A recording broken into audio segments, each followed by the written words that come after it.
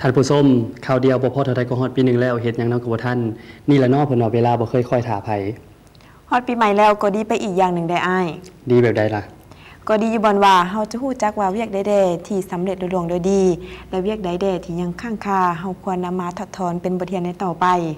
แม้แล้วความซักซ้ายเฮ็ดให้เสียเวลาและการเฮ็ดเวียกบ่เป็นระบบก็เฮ็ดให้เสียเวลาเช่นเดียวกันเพราะฉะนั้นในปี 2017 นี้เฮาควรสะสางร่างสวยสิ่งที่บ่ดีไปกับปีเก่าและตั้งหน้าตั้งตาเฮ็ดในสิ่งที่มันยังคงค้างให้ดีขึ้นหมายความว่าสิ่งที่ผิดพลาดในปีผ่านมานั้นตกมาปีนี้เฮาบ่ให้มันเกิดขึ้นอีกแม่นบ่แม่นเอาล่ะถ้าเป็นจังซั่นก็บ่ควรเว้าหยังหลายพวกเฮามีอาหารตาดีๆมาให้ทานไปเบิ่งพร้อมๆกันกับระยะเวลาของสวรรค์บ้านเฮา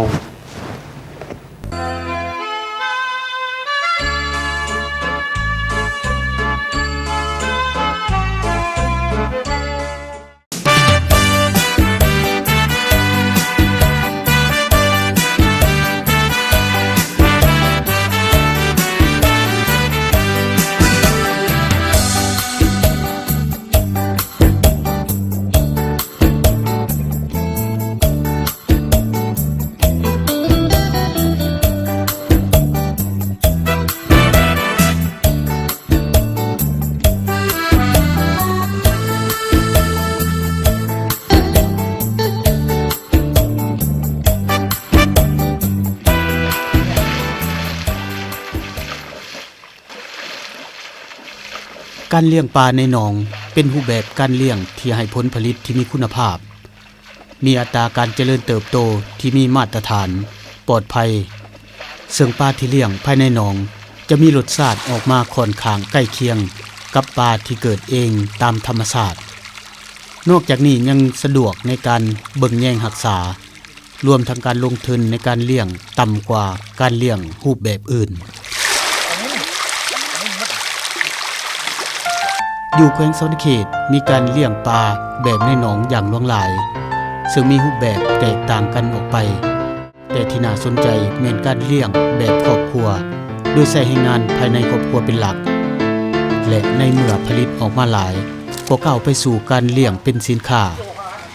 คือดังครอบครัวของท่านเสียวสวัสดิ์จุลมุนตรีที่มีการเลี้ยงปลาภายในสวน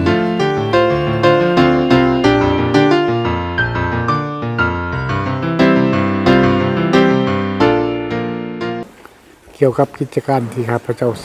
สร้างสามานี้สวนฟาร์มเซลดินดานี้มันสร้างขึ้นมามันเลี้ยงปลาแล้วก็เลี้ยงแบ่เลี้ยงเป็ดเลี้ยงไก่เลี้ยงงัวในการเลี้ยงปลาเนี่ยก็ดีหลายปลาอยู่ในหนองหลายน้อง50น้องเฮามีพักมียาให้มันกินมีห้ำมันกินมีหัวอาหารให้กินมันก็ใหญ่สร้างขึ้นมาก็เพื่อหลายๆคนได้กินนำกันเพื่อพี่เพื่อน้องเพื่อลูกเพื่อหลานให้เพื่อพี่น้องลูกหลานได้กินนำ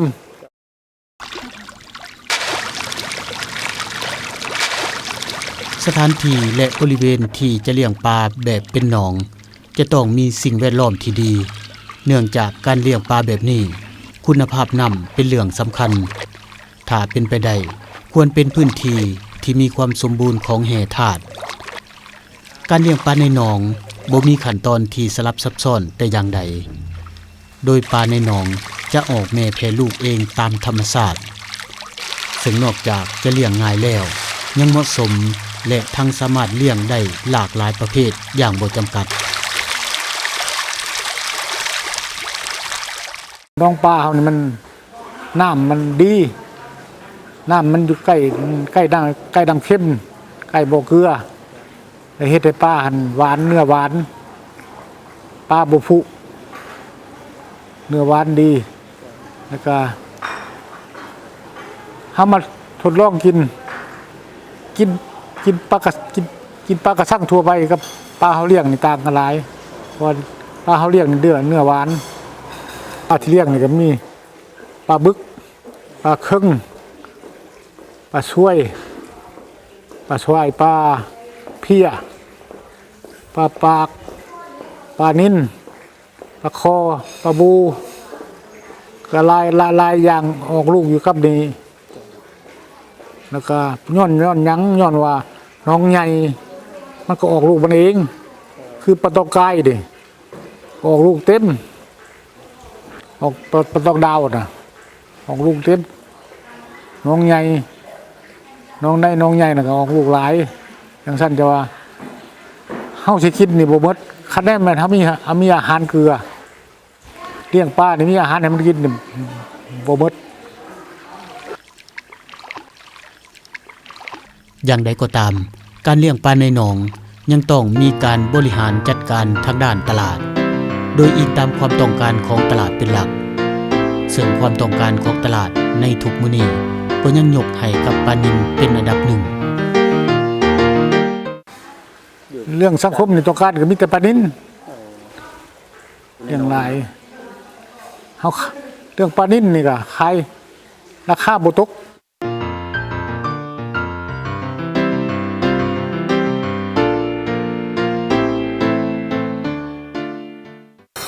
เฮาสิเรียกขายหลายบ่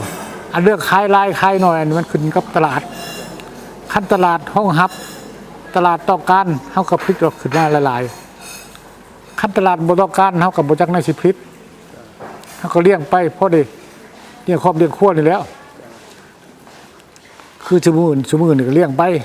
ให้ลูกให้หลานได้กินให้พวกสมาชิกเหตุการณ์นำอยู่นี่ได้กินถ้าหากว่าตลาดต้องการหลายเฮาก็พลิกขึ้นมาตามแผนนี่ข้าพเจ้าว่าเฮาขึ้นออกบ่ได้นอกจากความต้องการของตลาดเท่านั้นที่จะเฮ็ดให้เฮาหันขยายได้แต่ท่านมีแต่เฮาเตรียมห้องรับว่าถ้าว่าบ่ได้ขายเฮ็ดได้อันนี้ว่าแบบเศรษฐกิจพอเพียงถ้าว่าบ่ได้ขายเฮาก็กินให้พี่ให้น้องให้หมู่ให้กองกินสู่กันกินคันมีผู้ว่ามาเอามาซื้อเฮาก็ขายคันตลาดห้องรับต้องการหลายเฮาก็ผลิตขึ้นมาให้มันหลายกว่าเก่าอันนี้แหละมันเป็นความต้องการของข่อยเฮ็ดได้ให้การผลิตที่มันมีไปเรื่อยๆให้ลูกให้หลานนี่มีอยู่มีกินและให้สังคมได้อยู่ได้กินสะดวกสบายข้าพเจ้ามีความพอใจจากท่านคือชั่วโมงนี้แหละมันสร้างเพื่อลูกเพื่อหลานเพื่อสังคมแล้วก็เพื่อให้เฮาได้มีอยู่มีกินชีวิตปันปลายเฮามีหยังกินไว้สู่ลูกสู่หลานกินถ้าว่ามีคนมาซื้อขายซื้อหลายก็ผลิตหลายข้าพเจ้าดีป้ามันชีปีบ่ได้เกลือขึ้นว่าคนที่รักหมดแล้วกลับขึ้นมาเลี้ยงก็ยังอยู่คือเก่ายังบ่หมดยังมากินยุบคือเก่าจังซั่นจะว่าปลาอยู่ในน้ำนั่นเลี้ยงโลดจะเป็นบ่อเกิดแห่งอาหารคือกันกับพ่อข้าพเจ้าได้ช้อนไว้บ่อเกิดแห่งอาหารมีเขาในนามีปลาในหนองมีบางไม้ในสวนอันนี้แหละเป็นอุดมการณ์ของข้าพเจ้าถือไว้คือชั่วโมงถือกันมันบ่ออาหารแล้วนี่อยากกินปลาเอามากินตึกก็ได้ตึกเบ็ดก็ได้ใส่หม้องก็ได้ควงแหก็ได้คนมาซื้อตึกสะดุ้งขายก็ได้บุญอยู่บุญกินฉะนั้นมาหนนี้ก็จะขอฝากน้ำพี่น้ำน้องคนลาวเฮาอยากให้เฮ็ดให้สร้างดินบ้านเฮาก็ยังหลายอยากให้เฮ็ดให้สร้างเพื่อความอุดมสมบูรณ์อยู่ดีคือดีของไทยเฮา ปลาที่มีภายในหนองแห่งนี้นอกจากจะเลี้ยงเพื่อบริโภคและจำหน่ายแบบปลาสดๆแล้วเจ้าของยังมีแนวความคิดที่สร้างมูลค่าเพิ่มโดยมีการดัดแปลงด้วยรูปการแปรรูปปลาในรูปแบบต่างๆอันที่สร้างชื่อเสียงและเป็นที่นิยมของสังคมนั้นก็คือการผลิตสมปลา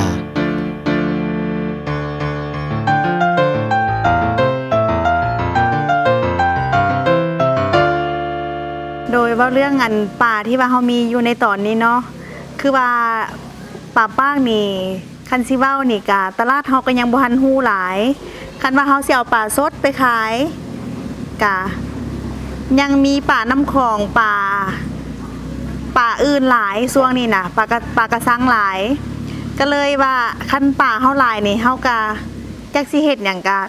คิดอยู่ว่าตอนนี้นี่เฮาเฮ็ดปลาส้มอยู่แล้วก็คิดว่าต่อไปนี่อาจจะเฮ็ดปลาแห้งหรือว่าปลาที่ว่าปลาป่นก็เคยคิดอยู่ว่าสิเฮ็ดปลาป่นแต่ว่าเรื่องแต่ละอย่างที่ว่าเฮาเฮ็ดมานี่เฮาก็ค่อยเฮ็ดเทื่อละน้อยเทื่อละก้าวเวลาเฮาเฮ็ดมาเฮาก็อยากให้แบบคนมาซีมเบิ่งว่าแซ่บบ่หลังเทื่อกะก็บ่แม่นว่าเฮาเฮ็ดมาเฮาก็สิขายโลหลังเทื่อกะอยากให้ท่านผู้ชมล่ะมาซีมเนาะหลังเทื่อกะโทรหาเฮามาลิ้นอยู่สวนนี่ก็ได้บ่เป็นหยังทางสวรรณเขตเฮานี่นะผู้อยู่ใกล้หรือว่าต่างแข่งมาอยากมาชมบ่เบิ่งน้องปูน้องป่าเฮามาเบิ่งว่า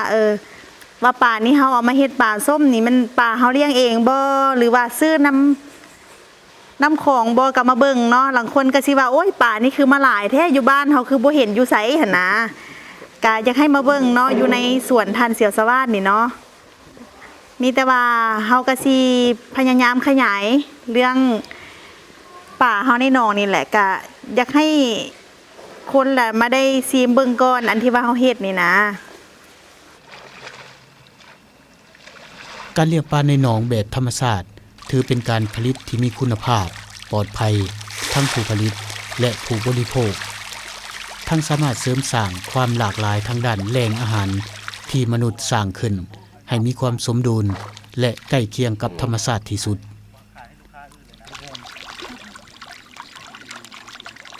การเลี้ยงปลาถือเป็นอาชีพที่สำคัญเทียบเท่ากับการประกอบอาชีพต่างๆโดยเฉพาะการเลี้ยงปลาใส่หนองซึ่งสามารถสร้างรายรับหมุนเวียนตลอดบ่ว่าแล้งหรือฝนนอกจากนั้นการเลี้ยงปลาถือเป็นการสร้างแหล่งอาหารที่เป็นอู่เขาอู่ปลาของสังคมที่มีความอุดมสมบูรณ์พูนสุขทั้งบ่เป็นการทำลายระบบนิเวศอีกด้วย